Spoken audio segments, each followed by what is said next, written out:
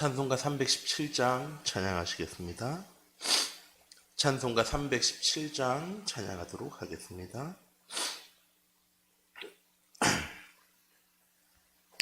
내 구주 예수를 더욱 사랑 엎드려 비는 말 들으소서. 내 진정 소원이 내 구주 예수를 더욱 사랑 더욱 사랑. 이전에 세상 나 기뻤어도 지금 내 기쁨은 오직 예수. 다만 내비는 말 내 구주 예수를 더욱 사랑 더욱 사랑. 이 세상 떠날 때 찬양하고 숨질 때 하는 말 이것일세. 다만 내비는 말 내 구주 예수를 더욱 사랑 더욱 사랑. 아멘.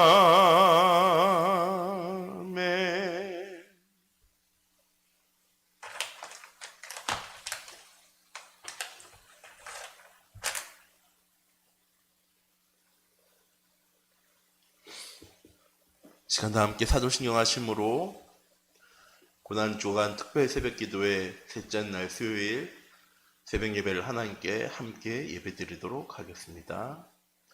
전능하사 천지를 만드신 하나님 아버지를 내가 믿사오며 그 외아들 우리 주 예수 그리스도를 믿사오니 이는 성령으로 잉태하사 동정녀 마리아에게 나시고 본디어 빌라도에게 고난을 받으사 십자가에 못 박혀 죽으시고 장사한 지 사흘 만에 죽은 자 가운데서 다시 살아나시며 하늘에 오르사 전능하신 하나님 우편에 앉아 계시다가 저리로서 산자와 죽은 자를 심판하러 오시리라.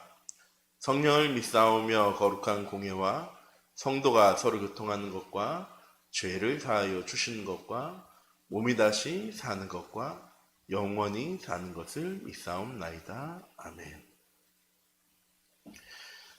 성경 말씀은 창세기 41장 37절에서 45절 말씀입니다. 창세기 41장 37절에서 45절 말씀 제가 봉독해 드리도록 하겠습니다.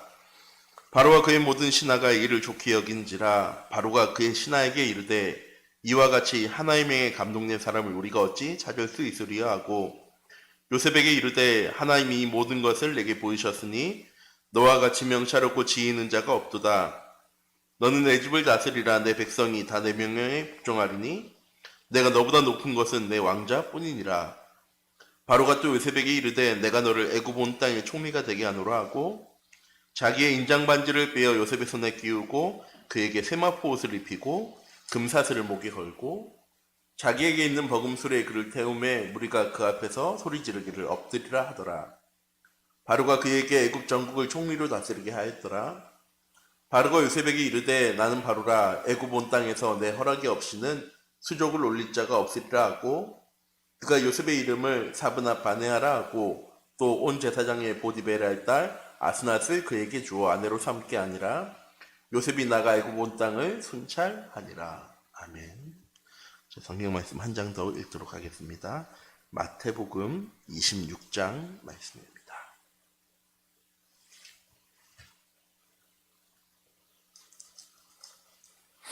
마태복음 26장 6절에서 13절 말씀 저희 한 목소리로 합독하도록 하겠습니다. 마태복음 26장 6절에서 13절 말씀입니다.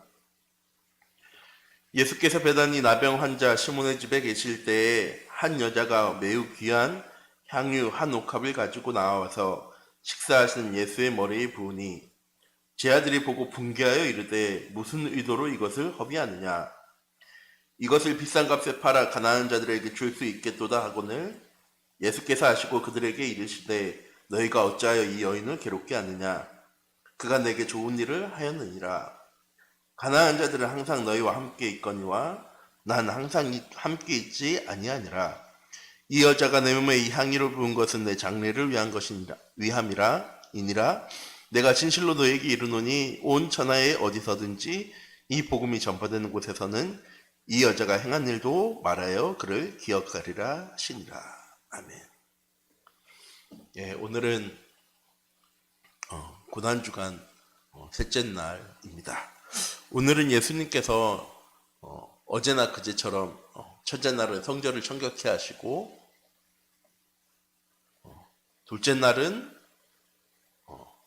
성전에서 대제사장들과 장로들과 논쟁하시고 비유해서 말씀하셨는데 오늘 셋째 날에는 누가복음 21장에 보면 오전에는 제 아들을 가르치시고 저녁으로는 감람원이라는 곳에서 쉬셨다라고 기록되어져 있습니다. 그래서 많은 신학자들이 오늘을 침묵의 수요일이라고 이야기를 합니다.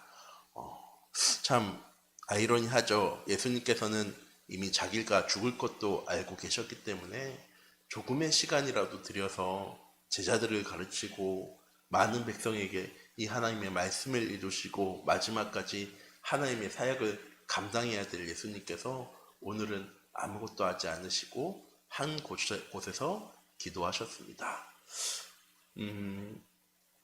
어떻게 보면 이해할 수 없는 행동이기도 하지만 우리가 삶 속에서 기억해야 될 모습이 아닐까 싶습니다. 우리는 매일매일 너무 바쁘게 살아갑니다. 일을 위해서, 자녀를 위해서, 삶을 위해서, 경제를 위해서 많은 바쁜 일을 하다 보면 하나님 나와 함께 하시는 것, 하나님 내 길을 인도하시는 것, 하나님 나와 함께 하시며 하나님의 뜻과 계획을 이루어간다는 사실조차 잊으며 살아갈 때가 많이 있습니다. 이 침묵의 수요일처럼 이번 한 주간 내가 생각하는 많은 것들, 어려움과 문제, 나의 일들을 잠시 내려놓고 하나님 내게 주신 말씀과 하나님 주신 은혜를 다시 한 번 더 묵상하고 기도할 수 있는 우리 참빛교회 성도님들 되시기 바랍니다. 그렇다고 아무 일이 있지 않은 것은 아니었습니다. 베다니에 있는 나병 환자 시몬의 집에 예수님께서 계실 때 한 여인이 찾아와서 예수님의 머리에 향유 옥합을 깨고 그 기름을 예수님의 머리에 바릅니다. 성경 말씀에는 막달라 마리아라고 이야기하기도 하고요. 요한복음에는 마리아라고 이야기하기도 합니다. 그리고 죄가 있는 한 여인이라고 표현하기도 하고요. 그래서 어떤 사람은 이야기합니다. 예수님께서 한 번은 돌에 맞아 죽을 뻔한 한 창녀를 구원해 주시죠. 글을 써서 죄 없는 일은 돌로 치라 했던 그 여인이 이 향유 옥합을 깨뜨렸던 여인이라 얘기하기도 하고요. 또 누가복음에는 7 귀신 들렸던 여자가 예수 그리스도를 통해서 구원받게 되어지는데 그 여인이 막달라에 살았기 때문에 막달라 마리아라고 얘기도 합니다. 다시 말해 하나님의 큰 은혜와 사랑을 아는 여인이 자신의 가진 것을 가지고 예수님을 섬겼던 귀중한 장면입니다.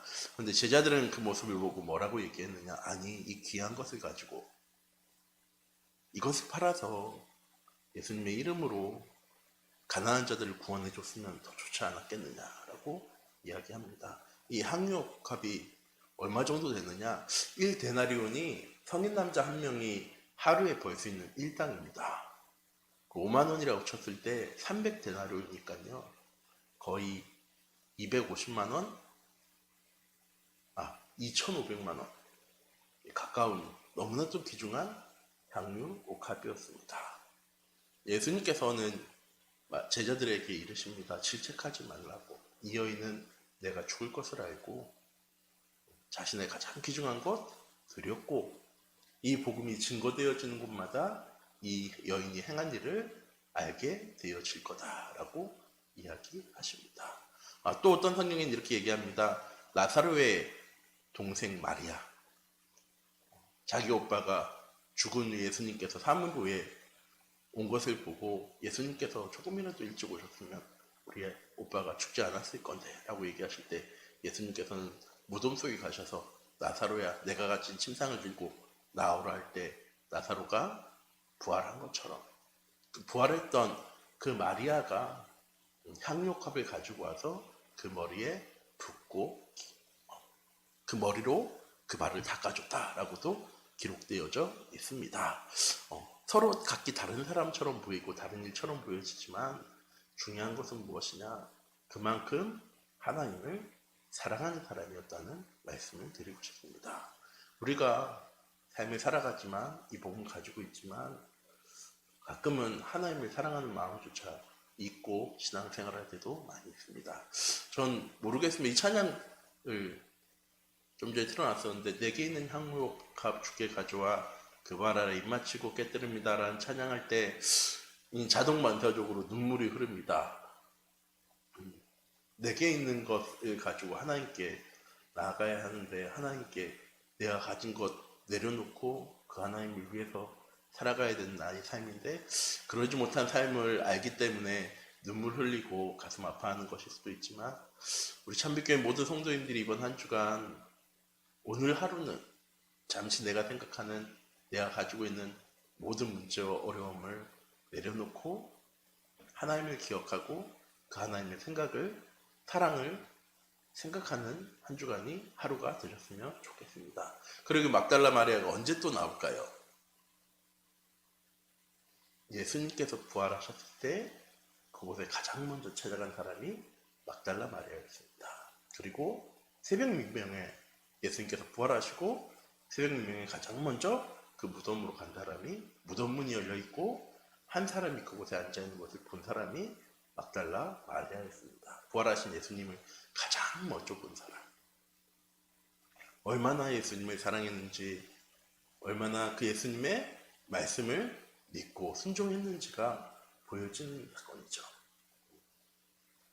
예수님을 사랑해서 자기의 모든 소유를 드릴 수 있었던 막달라 마리아처럼 예수님께서 하신 말씀처럼 이제 십자가를 향해서 나아가는 예수 그리스도께 자기의 소유를 들여서 향유옥합을 깨뜨려 그 머리에 발랐던 막달라 마리아처럼 3일 후에 부활하실 거라고 말씀하신 그 예수 그리스도의 말씀을 믿고 가장 먼저 예수님이 장사되어진 그 아리마대 요셉의 무덤의 현장으로 나아갔던 마리아처럼 우리 참빛교회 모든 성도님들이 오늘 하루 하나님 내게 주신 사랑과 은혜를 기억하고 하나님 내게 주신 말씀을 믿는 믿음 가운데 거할 수 있는 우리 참빛교회 모든 성도님들이 되셨으면 좋겠습니다. 그럼 이번 한 주간 우리는 어떤 말씀 붙잡고 예수님께 나아가야겠습니까? 이 막달라 마리아는 예수님의 죽으심과 십자가에 못 박혀 돌아가심과 부활하심을 믿었던 것처럼 우리는 이번 한 주간 서밋에 집중할 수 있는, 그래서 그 응답 가운데 되어지는 237 전도의 응답과 전도자의 삶을 살아갈 수 있는 우리 참빛교회 성도님들 되시기 바랍니다. 어떠한 문제와 어려움과 위기 속에서도 흔들리지 않는 제자. 왜? 증거를 가지고 있기 때문에. 흔들리지 않을 분명한 하나님의 언약을 붙잡은 사람을 보고 영적 서밋이라고 얘기합니다. 그 사람이 업의 현장으로 나아가면 찾아온 응답이 기능 서밋의 응답이고, 그 사람이 삶의 현장으로 나아가서 그리스도의 응답을 증거할 때 문화 서밋의 응답이 시작되어지게 됩니다. 근데 우리는 그렇게 못 살아갈 때가 많거든요. 어느새 나 중심, 물질 중심, 성공 중심으로 살아갑니다. 내 기준, 내 생각, 내 표준, 내 수준에 맞게 살아가려고 합니다. 사람을 의지하고, 환경을 의지하고, 경제를 의지하고, 주변을 의지하며 살아갈 때도 많이 있습니다. 우리 참빛교회 모든 성도님들이 한 주간 우리에게 주신 말씀 그대로 하나님 나를 서밋으로 이미 부르셨습니다. 우리는 서밋으로 서밋이 되기 위해서 열심히 살아가는 사람이 아니라 하나님 예수님께서 십자가에 못 박혀 죽으심으로 우리의 모든 문제를 해결하시고 우리를 하나님의 자녀로 렘넌트로 전도제자로 그리고 서밋으로 부르셨습니다. 내가 서밋이기 때문에 서밋의 시간을 가져야 되는 거죠. 그 시간이 없기 때문에 내가 서밋인지도 알지 못하고 살아갈 때가 너무나도 많이 있습니다. 내가 서밋의 시간을 가질 때 내가 하나님이 말씀하신 서밋이구나. 똑똑하고 능력 있고 지식 있고 힘이 있고 역량이 있는 사람이 서밋이 아니라 하나님 나를 이미 하나님과 함께하는 서밋으로 부르셨구나. 그럼 내가 어떻게 살아가야겠습니까? 서밋의 자세로 살아가야죠. 모든 것 이해하고 수용하고 초월할 수 있는 사람.